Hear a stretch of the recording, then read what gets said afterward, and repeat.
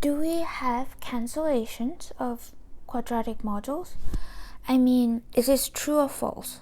If m perp with n is isometric to m perp with L, does it mean that n must be isometric to L? This turns out to not be true in general. Right, for example, let's look at the Z lattice L. So a lattice is just a quadratic module over a PID.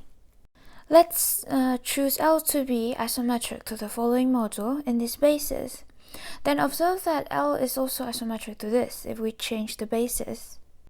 But here we cannot do the cancellation because these modules aren't isometric. How do we know that they're not isometric? Well, one way to check whether or not two modules are isometric is by seeing what they represent. And this module, as a Z module, only represents even integer, whereas this module represents all integers, so they cannot be isometric. So we see in this case of a Z lattice, we cannot do this cancellation. However, it turns out for every quadratic space, i.e. a quadratic module over a field, we actually have cancellation. The following theorem is called Witt Cancellation. Let V be a quadratic F space, so F here is a field, and U and W are regular subspaces. Now suppose that U is isometric to W, then their orthogonal complements are also going to be isometric. And observe that why did we need a regular subspace? Because if U and W are regular subspace, then we have the composition, the following decomposition. Okay, so we'll prove the statement by induction on the dimension of U and dimension of W, which we'll call M. So let's look at the case when M is equal to 1. In that case, U and W are spanned by just a single vector. Now because U is isometric to W, I can let Y here be the image of X under that isometry. So the quote-unquote norm of X and Y are the same and non-zero. We know that there's an isometry between U and W. We claim though there is an isometry on the whole of V though, sending X to Y. Why is that? Well, this just comes from a previous proposition 2 videos ago. We know that there is actually a symmetry even sending X to Y.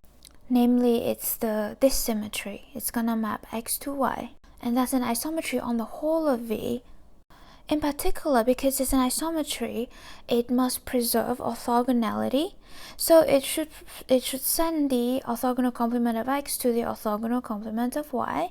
And so it should map U perp into W perp. And because this is an isometry, it should restricts to an isometry on U perp, between U perp and W perp. So we're done. Now let's look at the case when M is greater than 1 and suppose that the statement is true for all regular subspaces of dimension less than M inside any quadratic F space. Now here's where we use the fact that this is a quadratic module over a field. We use the fact that we can choose orthogonal bases for U and W, and so we can assume that U and W have the following form in some orthogonal bases. Thus, the following two spaces are isometric because they are both isometric to V. Observe that here, I wrote it this way because we want to cancel this by the case 1. For the case M equals to 1, we know we can cancel this, so we have isometry between the other two space. Now, what's wrong with the following argument? So here we might be very tempted to cancel these because of induction hypothesis.